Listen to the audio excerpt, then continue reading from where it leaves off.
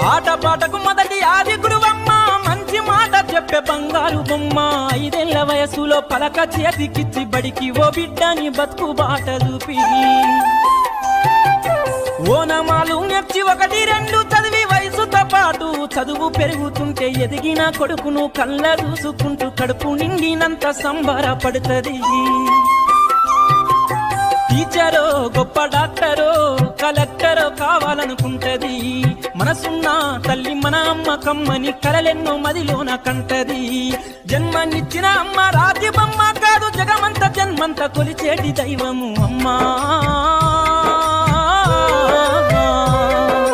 కమ్మనైనా అమ్మ పాట వింటే ఎంత మధురమో, మనసుకు కాదు మరువతరము. కమ్మనైనా అమ్మ పాట వింటే ఎంత